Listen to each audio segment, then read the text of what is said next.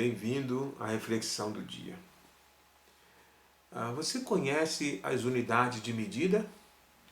Existe, pelo menos nas escolas, eles ensinam 4 unidades de medidas.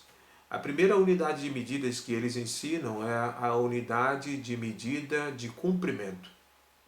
O comprimento trabalha com metros, que no caso daria aí a questão de você falar polegadas, jardas.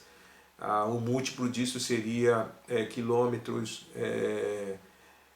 milímetros, centímetro. Então essa é a unidade de medida de comprimento. Existe a unidade de medida de capacidade, que trabalha com litros, né? Trabalha com litros. E aí, nessa unidade de medida de litros, é usada a palavra galão, barril, né? Existe a unidade de medida de massa, né? Além do comprimento, capacidade, massa. Massa trabalha com quilograma, que aí você tem lá 1000 quilogramas equivale a 1 tonelada. Existe também a unidade de medida de volume, que aí trabalha com metros cúbicos. Então, são 4 unidades de medidas, pelo menos que eu conheço aqui, né? Pode existir mais, em que se ensina na escola. Eu acrescentaria, diante da reflexão de hoje, a unidade de medida de relacionamento. Além da unidade de medida de comprimento, capacidade, de massa e de volume, eu acrescentaria a unidade de medida de relacionamento nas escolas. E se eu fosse o ministro da Educação, eu colocaria isso. Porque, ao meu ver, hoje em dia, as pessoas não estão tendo noção do resultado de medida de relacionamento. Não sabem o que é isso. Porque todas as unidades de medidas trabalham com o resultado final igual o que você começou no início ali, né? Por exemplo, você trabalha com massa, né? Eu, no caso, ultimamente eu estou fazendo aqui em casa massa, trabalhando com esfirra. Então, ao fazer as esfirras, eu faço a medida, né? Assim, é evidente que eu estou trabalhando no olho, porque eu não tenho ainda a balança, não tenho condição de saber o peso, a unidade de medida de massa daquela massa, né? Então, mas assim, ao fazer a massa, eu estou fazendo ali, eu procuro colocar todas elas no início certinha, né? O óleo assim, deve ter 50 centímetros, então todas as esfirras têm que sair a 50 centímetros. É claro que dessa forma, no olhar que eu estou fazendo, quando na hora de fornar e eu tirar, vai ter diferença. Não tem como ter diferença. Então o certo seria, no início você tem que pesar, no início você tem que tirar a metragem, quantos centímetros tem aquela massa e o peso da massa. Para no final, os resultados, todas as esfirras, teria que sair tudo certinho, do mesmo tamanho, padrão. E o que está acontecendo hoje em dia? Na unidade de medida de relacionamento, as pessoas são ignorantes, né? Vamos colocar o político. O político é ignorante, despreza o povo e ele espera um outro resultado na hora da reeleição. Ele quer ser reeleito. Então também assim, distorcido a unidade de medida dessas pessoas. Elas não estão tendo noção que a unidade de medida de relacionamento é da mesma forma que nós tratamos o outro. Se nós queremos um resultado positivo, nós temos que tratar de uma forma positiva, com amor, com carinho, com atenção. O povo precisa ser respeitado, olhando a questão política aqui. Então vamos ler algumas passagens para fazer a reflexão espiritual, para você entender essa questão da unidade de medida de relacionamento, o quanto isso é importante. Mateus capítulo 7, versículo 1. Não julgueis para que não sejais julgados, pois com o critério com que julgastes, sereis julgados, e com a medida com que tiveste medido, vos medirão também. Então aqui, Jesus fala no contexto de, antes ele falou sobre as bem-aventuranças no capítulo 5 e capítulo 6. ele falou a respeito das boas novas, de como as pessoas deveriam agir. E ele diz, ame o seu inimigo, não ama dois senhores. E ali no Pai Nosso ele mesmo disse que quando você chegar até Deus e pedir perdão ao Senhor, antes de pedir perdão ao Senhor, perdoa aquele que te ofendeu, né? Pai Nosso que está no céu, santificado seja o seu nome, perdoa os nossos pecados, assim como nós temos perdoado aqueles que nos ofenderam. Aqui no capítulo 6, capítulo 5, Jesus vai falar sobre as bem-aventuranças.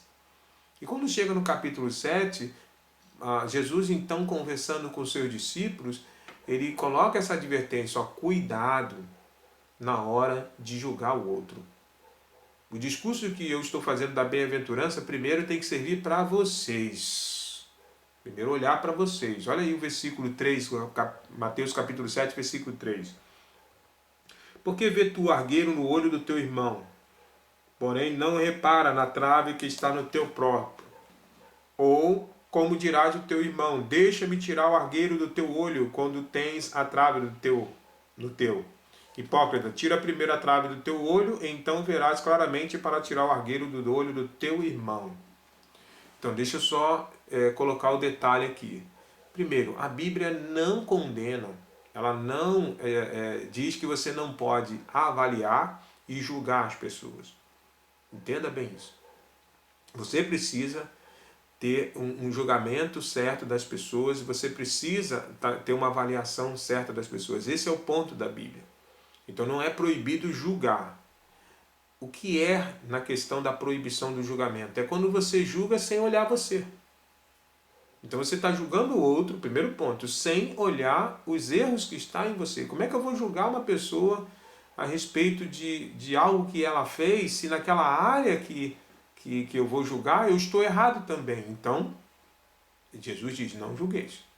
E outro ponto, não julgue uma pessoa só na questão do olhar. Né? Assim, eu olhei, meu anjo não bateu com um dele, não pode. Você não pode partir do princípio de julgar alguém sem procurar saber, sem os critérios certos, sem uma avaliação certa, sem ter os fatos. A Bíblia proíbe você julgar sem os fatos. A Bíblia proíbe você julgar sem você olhar antes para você mesmo. Esse é o ponto. Então Jesus aqui está dizendo, da mesma forma que você fizer com o outro, se você está julgando alguém, se você está condenando alguém, se você está criminando alguém sem antes avaliar-se e sem antes procurar saber se aquilo está correto ou não, eu vou fazer a mesma coisa com vocês. Vou fazer a mesma coisa com vocês. É isso que o texto aqui está dizendo. Aí é o resultado da unidade de medida de relacionamento. Conforme você trata as pessoas, Deus irá tratar você também. Ok? Agora, Marcos capítulo 4. Marcos capítulo 4, versículo 24. Então ele disse, atentai no que ouvis. Com a medida com que tiveste medido, vos medirão também, e ainda se vos acrescentará. Pois ao que tem, se lhe dará, e ao que não tem, até o que tem será tirado. Aqui, a unidade de medida de relacionamento aqui está no contexto do aprendizado. É isso que Jesus está dizendo. A ideia de se você tem, né, até o que tem será tirado. Mas se você, no caso, se aplica, vamos colocar aqui. Se você está escutando, se você está buscando, se você está aprendendo, se você está ouvindo, né? Porque o ponto aqui, ó, atentai no que ouvis, com a medida que o que tiver medido, vos medirão também, e ainda se vos acrescentará. Então, se você tem, você vai receber. Se você não dá valor, você, no caso, até o que tem será tirado. Então, vamos colocar um exemplo bem prático aqui. Vamos supor que uma pessoa ela deseja ser um engenheiro. Né? Vou colocar aqui um engenheiro civil. Área da construção civil. Então, se ele deseja isso, aí vamos supor que ele comece como pedreiro. Né? Ele está ali trabalhando como pedreiro, ele quer um dia ser um engenheiro de construção civil, quer crescer. Então, se ele deseja crescer, o que ele tem que fazer? Ele tem que ouvir, ele tem que buscar, ou seja, tem que aprender e tem que buscar aprender. Então vamos na ordem, ouvir, buscar e aprender. Então, conforme ele se dedica a isso, o que vai acontecer? Ele vai recebendo mais. Se dedicando, ele vai recebendo mais. E recebendo mais, ele vai crescer. Mas se ele é um pedreiro, ele não procura saber a questão do cimento, argamassa, isso aqui funciona porque, como que acontece isso aqui, como é que é o alicerce, esses ferros, essas medidas, se ele não se dedica, se empenha em crescer naquela área, ele sempre será um ajudante de pedreiro.